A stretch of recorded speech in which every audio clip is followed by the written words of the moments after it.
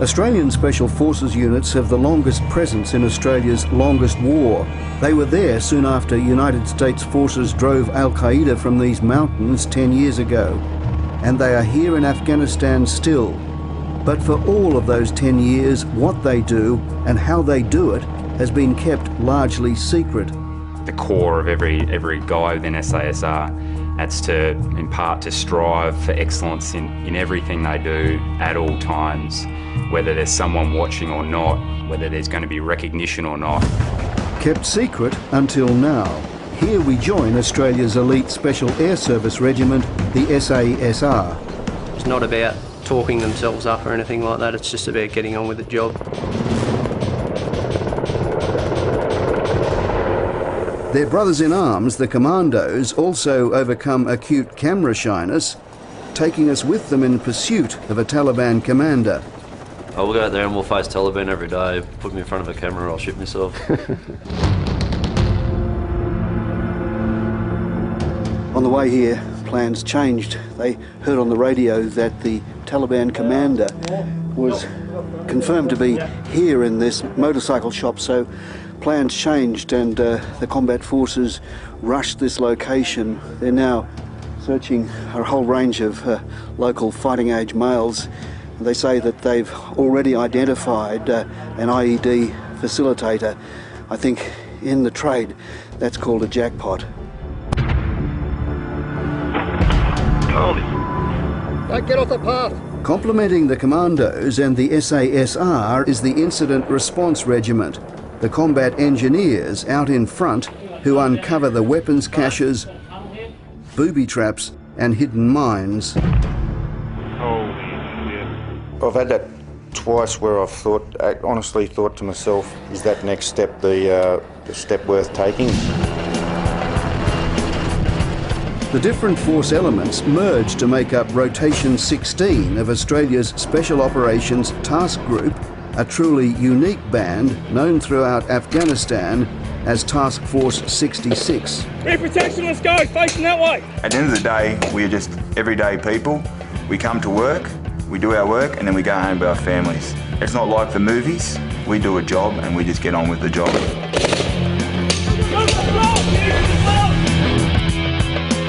We're getting hit from here too. Who's shooting? Want to take a shit, I think it's shit. Done.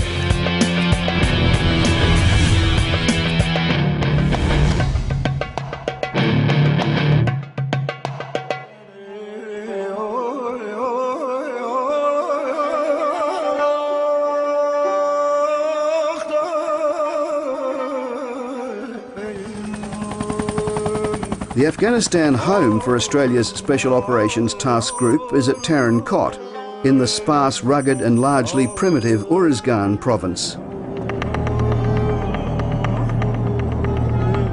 Special Forces is secreted in a fortress within a fortress at Camp Russell, named in honour of Sergeant Andrew Russell, the first Australian soldier killed in Afghanistan.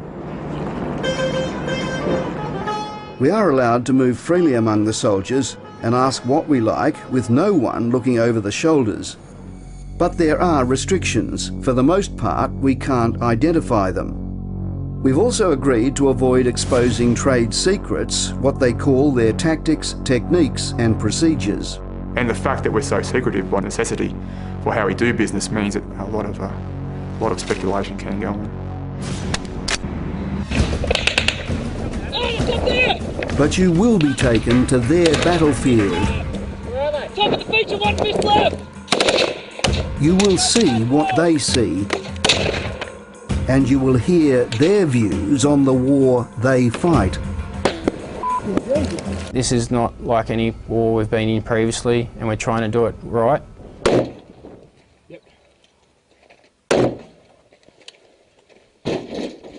Some of the soldiers we join are veterans of multiple rotations.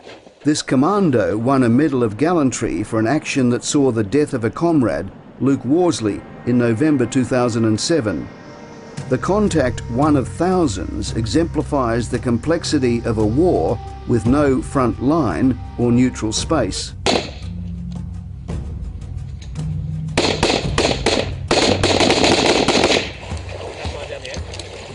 Sierra 5-1.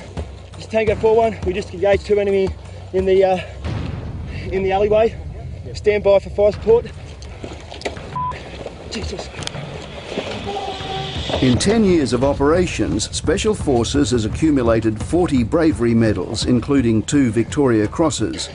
In 2007, this young corporal scaled a mountain to enter the lion's den, in this case a cave of a Taliban commander. When I locked eyes, he locked eyes with me. It was approximately 10 metres. I could notice that he had a weapon down the side of him, and it was essentially both weapons up, and he was the quickest to the trigger. This soldier is one of many to return to battle bearing the scars of previous combat. Our lead scout was shot, and I also received rounds hit my personal weapon, and then fragments went through my face, through my ear. There was a lot of blood. Obviously, your head injuries bleed a lot more than anywhere else on the body. I crawled over to the medic just to make sure that it was nothing vital, and once he gave me the thumbs up, we continued on with the fight. Holy. The battlefield's changed significantly. I believe the threat has become far more complex. The Taliban and insurgent commanders have accurately realised that their strength is their ability at times to move within the population. And you've also seen the emergence of the IED threat over the years. And that IED threat provides a lot of challenges, as much for the local population and the local law enforcement as it does for us. The SAS head out, attending to their main business, counter leadership, or what some have come to term kill capture. You looked at our processes and we felt that kill capture was an inappropriate term. It was an inaccurate term, in fact. It implies that it's as simple and black and white as that. We seek to neutralise a commander, and we remain, we do a lot of analysis into what the best method of that neutralisation might be. The helicopter enables further reach to Kaz-Uruzgan, which has seen a lot of fighting. In August, an Australian soldier, Private Matthew Lambert, had been killed by an IED. In the following weeks, the SAS returned to Kaz-Uruzgan, and on September 10, they hit what they called a jackpot, killing 3 further insurgents and a master bomb maker, Mullah Abdul Qadir. The Taliban leader had commanded a cell of 30 fighters in the area. That particular insurgent commander had been active in Uruzgan for about 2.5–3 years and had a lot of linkages to the Kaz-Uruzgan district.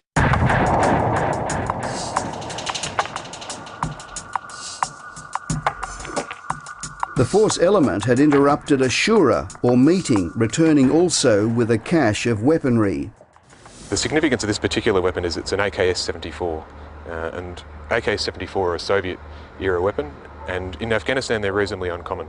So those insurgent commanders that we come across, they're in possession of them, it's an indication of their seniority. It's seen as a status symbol, and they're also worth a lot of money, so therefore a low-level insurgent is very unlikely to be in possession of one of these weapons. The Taliban leader, codenamed JDAM, had been on the JPEL, or Joint Priority Effects List. The effective hit list has attracted criticism, that it hardens and further radicalises the Taliban, and that the coalition gets it wrong.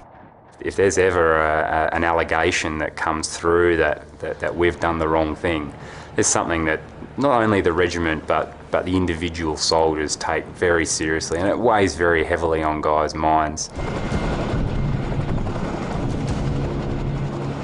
While most of the fighting takes place outside the wire, it's not as if the main base escapes attack. From the closer range of hills, insurgents regularly fire rockets, largely aimed at the coalition's terror weapon, the helicopter. The 107 rockets are generally set on a crude timer, so the insurgents can be gone before the coalition's immense firepower turns on them. Now we've got a counter-rocket mortar device set up there, which has got 360-degree and 24 hours a day coverage of incoming rockets and mortars.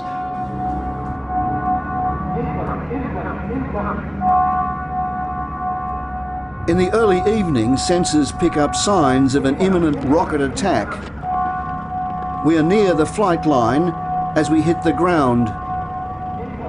2 rockets strike, generating more noise than harm. It's okay to squeal if you want to. There's some close call stories about people who decided they needed to go for a piss in the middle of the night or got up to go for a smoke, and the rocket lands and it's landed in their bed space.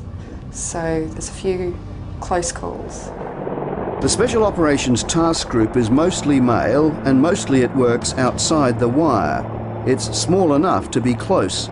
Females make up 5% of the company of 300. Headquarters remains in close contact. Look, it's definitely not a video game. It's not, you know, this is life and death sort of stuff. So it's not something that you can pause and replay.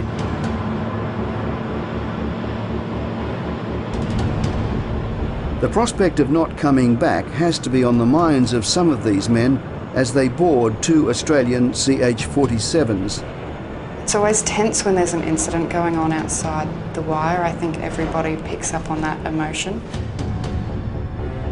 The Taliban has been heard on radio relaying warnings to not fire at the elephants, as they call the Australian Chinooks, which can reply with 4,000 rounds a minute. Next, we see for ourselves the immense responsibility that accompanies the immense firepower in the hands of young soldiers. The dawn breaks the next morning on a significant day. The dominant event that brought Australians to Afghanistan in the first place was, of course, September 11. The dominant ally that keeps Australia here is the United States. And for the US, 10 years on, it is still personal. Our Army went through a transformation that's unlike any that we've ever seen before since World War II. It brought a lot of nations together, you know.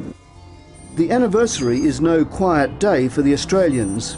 Out in the Char-China Valley, the sniper teams are already secreted as part of a large Afghan National Security Force push to clear the valley of Taliban. One of the teams that identified a number of insurgents that were operating in the area, and obviously, you know, in self-defence, called in a Hellfire strike. An unmanned US drone locks on the target and releases. Once launched, soldiers spot children moving into the area. That's when the teams on the ground identified children had actually moved into the engagement area, and that's when we made the call to pull that rocket off station and put it into a safe area.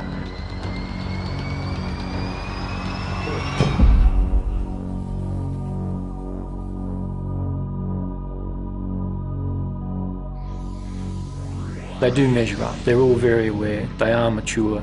They know what we're here to do, and they know what we're here to avoid. On the following afternoon, further reinforcements board 2 Army Chinooks. It takes 15 minutes to fly what in a Bushmaster would have taken days. The problem of approaching on the ground also means the active Taliban spotter network can relay warnings. As they touch down, from the distant tree line, there is sporadic shooting. And obviously, just prior to them hitting the deck, we had like multiple RPGs and RCLs sort of landing in and around the helos at that time.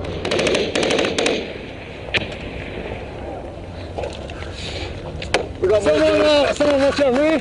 Yeah, we got more deck around our rear too. Gotcha. Got 2 teams moving from right to left. Go, covering. The Commandos, often in larger numbers than the SAS, work on disrupting areas where there are higher concentrations of insurgents.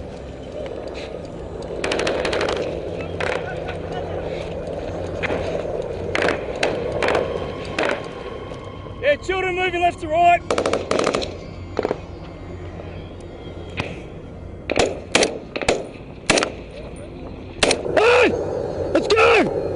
Go, just go.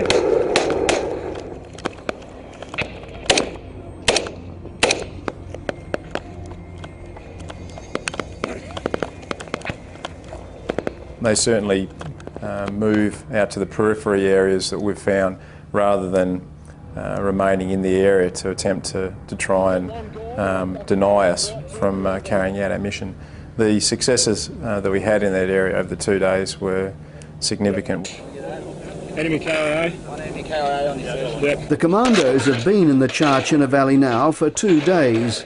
With local Afghan forces and the Incident Response Regiment, they search largely empty compounds. Joe, the explosive detection dog, hunts for caches of weapons and hidden mines. Nothing phases him, which is good. Most of our dogs need to be fairly bold. To the SASR and Commandos, the Incident Response Engineers are brothers in arms. IRR was out there in front of us every day. Never rest, like always clearing the way for us. You know, we're out there actively seeking the enemy. They're out there actively finding the unseen enemy of IEDs and booby traps. Just such cool, calm and collected dudes. They look fear in the face every day and just get on with it. In March 2009, the Special Forces Incident Response Regiment lost its first member killed in action. The guys all know the guys within our unit very well, and we're a fairly tight unit, so any sort of loss like that hits everyone pretty hard. Take Brett Till, for example. Like, he had, you know, obviously his family at home, and you know, when you have a family, I guess you'd seem to understand that a little bit more.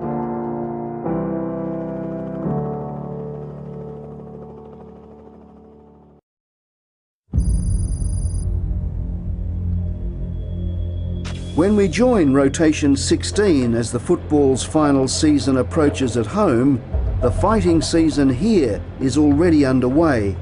Yeah, everyone's absolutely pumped. Everyone's looking forward to it. We've received some significant amount of intelligence regarding a Taliban drug lab in northern Helmand. Over 120 soldiers, mostly commandos, alongside teams of Afghan police from the Narcotics Interdiction Unit and local Special Response Team, will fill 2 US C-130s. They will cross into a neighbouring province where previous fighting has been far fiercer. It was estimated that we had up to 5,000 insurgents against us, which was our aim, to draw them up to us so this relief in place could happen. They had indirect fire support, we had indirect fire support. They had heavy machine guns, we had heavy machine guns. It was large-scale offensive fighting. An Australian commando is dead and another soldier seriously wounded after battling the Taliban. I extend my deepest sympathy to Sergeant Langley's family, his friends and comrades. Earlier in Helmand was the beginning of a savage run for Special Forces. These steps proved the last for an experienced and decorated commando, Sergeant Brett Wood. You're right.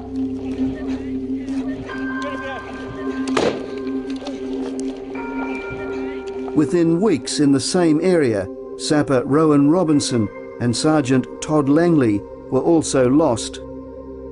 Every spike in casualties challenges the rationale for being in Afghanistan, as well as extending risk by moving outside Uruzgan. The lines on the maps here were drawn generally by us or by nations that came before us.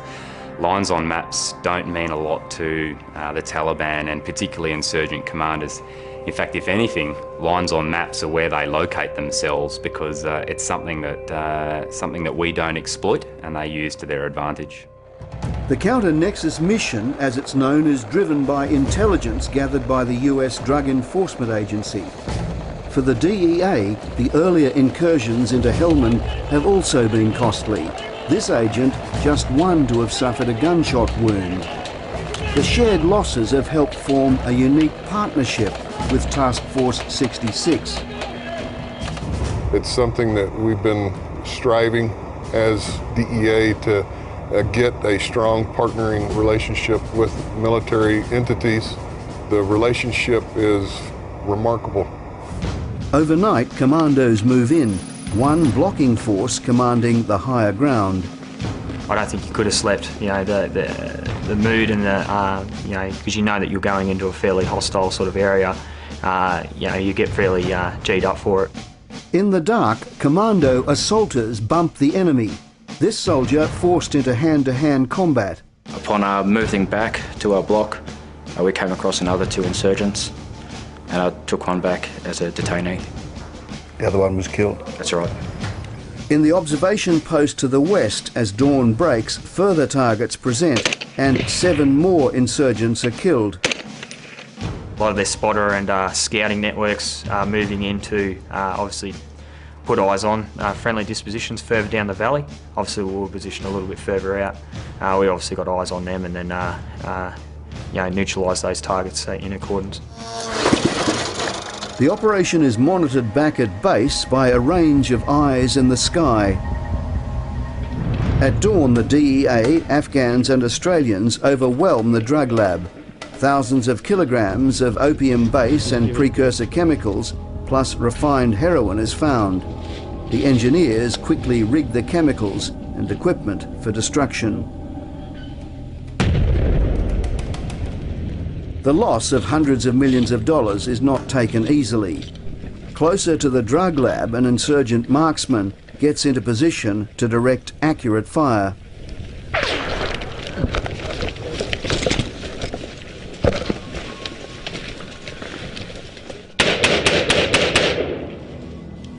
Everyone good up there? By 11 a.m, the task force is beginning to take casualties. We got a casualty coming! We got a casualty coming! Yeah, Roger! A round came in and it seemed quite close to me. It felt a pinch initially. I didn't think anything of it. 5 seconds later I tried to move my leg and my leg was paralysed. Then I started getting stomach pains and that's when I called the guys, yeah, I'm being hit, I can't move my leg. 3 coalition members have received gunshot wounds. The Australian among them is Category A, which means getting treatment within what they call the golden hour. They cut everything open and started looking for fragmentation wounds and like going through all my intestines. This is the HLZ. The stretcher bearers definitely exposed themselves to get me to that bird, so I think it was probably about 10-15 minutes of running with me. Let's go. Get the 2 dudes behind you. We're going to go secure the cornfield. Well, let's push back. The Australian soldiers retaliate, suppressing the marksman. Go right 2 points.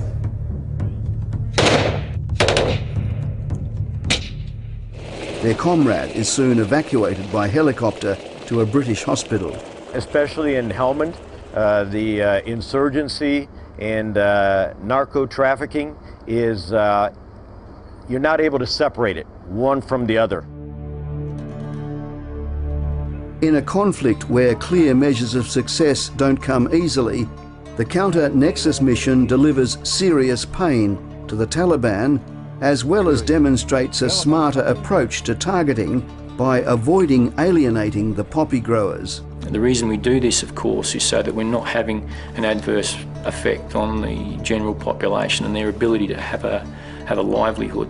So we tend to try and target between the selling and the distribution, which we've been able to do extremely effectively this year. The profit off of the narcotics production and sales in this country does fund the insurgency, which leads to additional IEDs, additional ammunition, and the capability for the insurgency to put up a larger fight for coalition forces. In the next segment, we return to a Taliban hotspot to see how the fighting has evolved.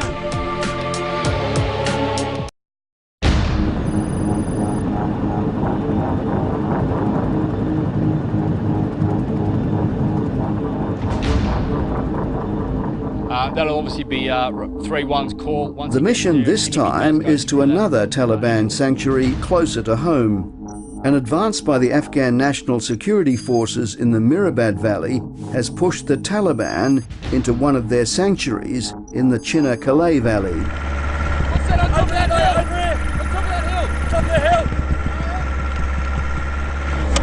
Hey! Top of the hill! Where's it coming from?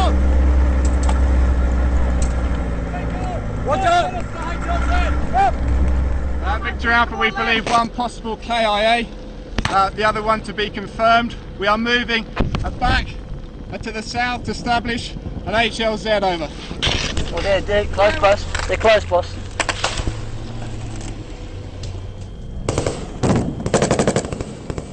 It was here in 2008 when Commandos from Delta Company, returning from a 2 days patrol, saw the hills light up like a Christmas tree.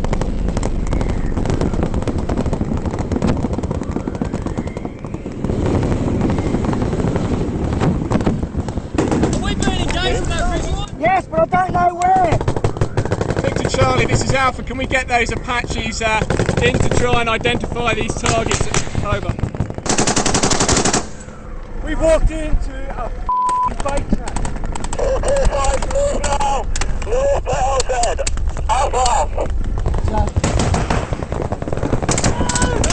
Let's go! That's it, moving!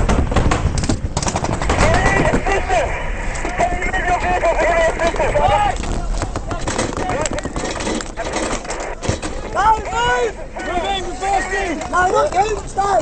To the right! You got? I don't know, there's 5 from up there! Heads!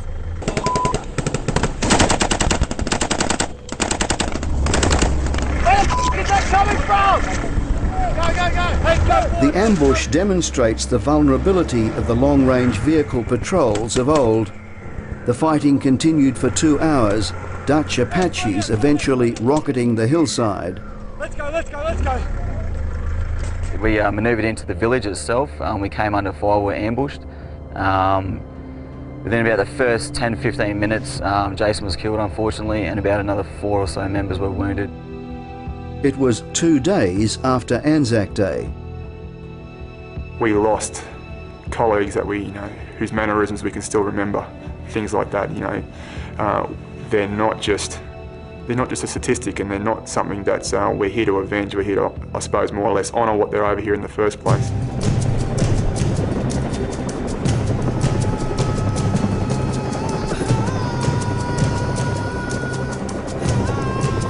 The mission to the same location begins with a mixed objective, partly to win hearts and minds, and partly to hunt Taliban.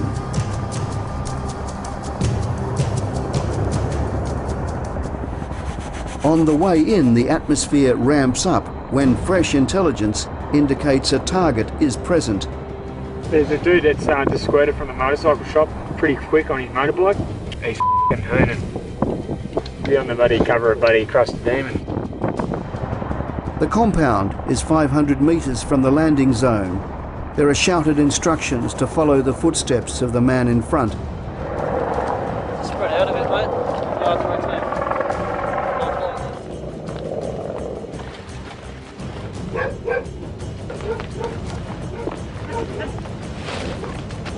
So essentially, during the flight in, we received more intelligence indicating that persons of interest are in these certain compounds. We've had to adjust the plan to cater for that. One target has, as they put it, squirted on a motorbike, but a second target, a suspected IED facilitator, is detained. The locals have in turn also made a discovery. A sniper team in the hills above has been spotted, and suspected Taliban are attempting to encircle them. ICOM suggested if they come in the green, they'll shoot us up. A kid, probably younger than 10 years old, probably 8 years old, 6, was his little brother, I guess. You could see them start departing from the village with a herd of goats, and it came pretty clear that herd of goats was probably going to make contact with our position. Quite often they'll use children. The children will come up into our positions within the green belt, come up, just having a look at us, then they'll walk off and report. And we've seen them, you can see them walk off and then report to adults. Hey, Bravo. Yep. You got a tunnel down here? Need a hand off this. Back in the compound, caches are found, but they are empty. We're not finding weapons or caches within compounds. They're all in adjacent fields. Local nationals who have seen it all before seem to take the intrusion in their stride. And what about the bad people? How do they treat you? Through an interpreter, I asked for their reaction. He said no bad people have ever even came for him to even know how to answer that question. He says you will be lucky if you even saw one in the mountain right now. The men say there are no Taliban here, that they are farmers trapped in the middle. The soldiers are sceptical. Asking these people which side they're on can often seem to be pointless. They're obviously going to be on the side of their family, their tribe, and whichever powerful force happens to be around on any given day. It's an extraordinarily difficult question to answer which side they're on. And of course, that's the problem that the soldiers face every single day. Soon after, the men are detained when ammunition and detonators are found by the Afghan partner force. Oh, they're actually very good. They'll find stuff that we can't find with all their technology. More and more operations are now like this, with no shots fired and suspected Taliban taken into custody. Next, today with Australia's elite SASR.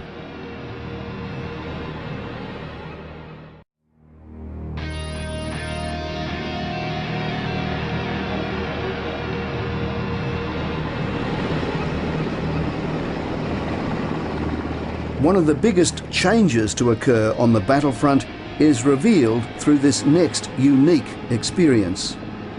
What targets are we likely to be able to prosecute today, and what effects we can achieve on the network by targeting these people. So have there been any developments? Yes. Last night we had a fair bit of information that came in that's enabled us to develop a series of mission plans, I guess you could say, that are basically sitting on the shelf waiting for this morning. So that's what we're about to see? Yes. We are entering the Special Operations Command and Control Centre to start a day with the SAS. This is where the battle is monitored, where the intelligence accumulates, and where what matters even more than the fighting, the thinking, is done. We've had plenty of occasions where we've had intelligence that's given us a start point, and then we start bringing other layers and fusing other forms of intelligence over the top. It might be an initial rumour that starts from within the local population, and then we use some sensors to confirm whether that is true or not.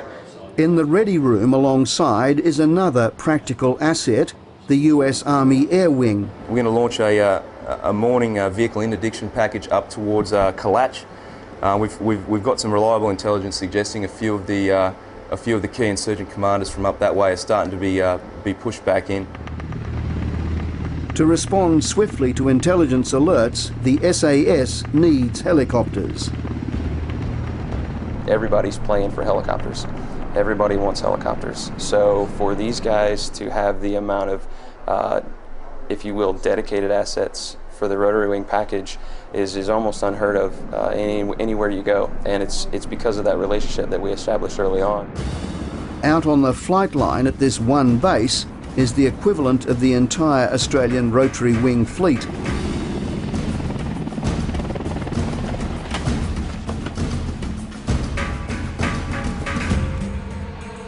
The two areas that we're focusing on is K2V and the Kalach Valley.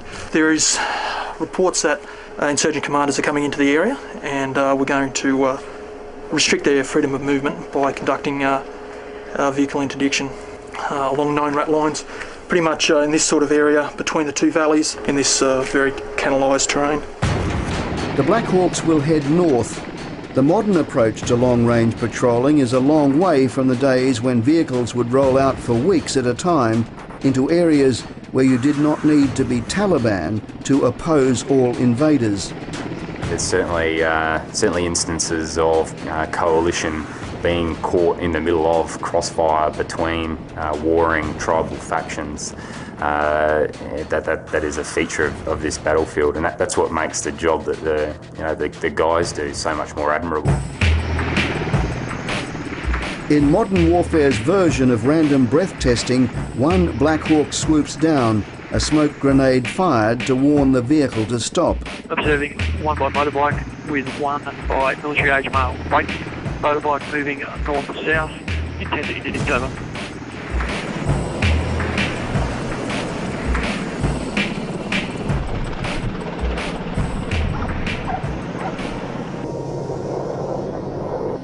As with random breath testing, there's a lot of tedium and the occasional jackpot.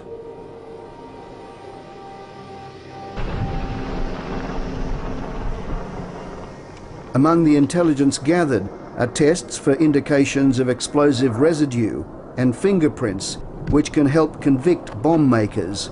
Ask him if he knows of any Taliban in the area. یا ولا هیڅ معلومات لري زه خپل موټروان سره موټر چلوم دا اوس شپو کې څوک کخت ورک دي. Because back a few days ago and everything, they would walk around the village and everything, but right now they're disappeared.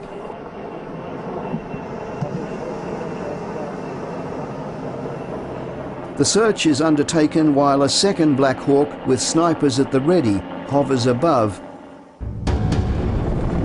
In a week of interdiction missions, 1 rifle is recovered, 9 suspects are detained, and 1 insurgent is killed.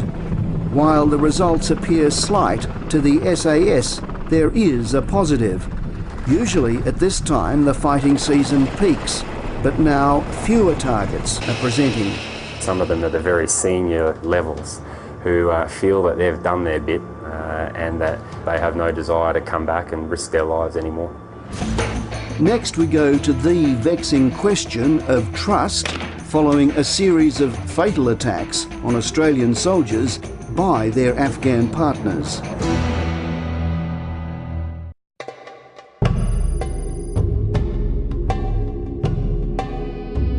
The SAS is going out again. You have to be here to get a sense of the sheer relentlessness of all this. You'll see the men in the morning in the mess with the camouflage paint still on, having come back from a mission, and then soon after, like now, another crew is going out. And what is also hard to get your head around is the fact that going out is what they'd rather do. Every mission must be conducted with a representation of at least 33% of the partner force, in this case Afghan police from the local Special Response Team, who are different. If we catch a Taliban unarmed, he'll come back here and go to jail for a few years, but if he's caught, he will, they'll kill him, regardless of whether he's armed or not armed. We're governed by rules, where these guys have their rules, they're slightly different to ours. Like we had 12 prisoners, 12 detainees the other day, and Usman knew that they were Taliban and he wanted to kill them right then and there, and I said, no, you can't. There is no denying the degree of difficulty. In November, 3 Australians were killed by an enemy masquerading as a friend. This followed an earlier murder of an Australian Army cook by an Afghan ally. Afghan police in particular have had a poor reputation for collaborating with the Taliban, for extorting the local population, and for drug use. I haven't seen them smoke marijuana at all, but in the early days they used to, and a lot of Australians would refuse to go out and patrol with them because they were under the influence of marijuana. I guess at the end of the day, if I prefer not to work with them, then Afghanistan will never ever be its own country. I'm happy to work with them. I've been left alone with them for them providing me security while I've been doing some bits and pieces. The bomber packed 1,500... The coalition's gains do have a way of becoming shrouded in the dust of the latest IED blast or suicide bomb attack. You've been here 8 times now, is that right? Yes, 8. Yeah. So, is it getting better? It's a difficult question, Chris. When we first got here when I first got back here in 2002, you could drive around in non-armoured cars, just civilian cars, drive around Terrancow, it was quite safe. But now you wouldn't step out of the gate unless you're in an up-armoured vehicle like a Humvee or like our Bushmasters, because the IED threat is quite bad. Now whether we brought that into town because we're here or because we've decided to partner with the SRT boys, I don't know.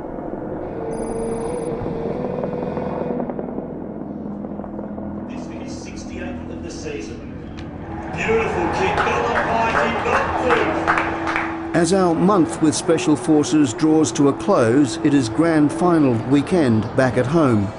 It seems fitting. Prominent among the soldiers' reasons given for being here is you don't train all your life to sit in the dressing room on the big day. Of course I believe in the ethic, but I more believe in the blokes next to me. I don't want them to be in a fight without me, pretty much, and I think they'd think the same.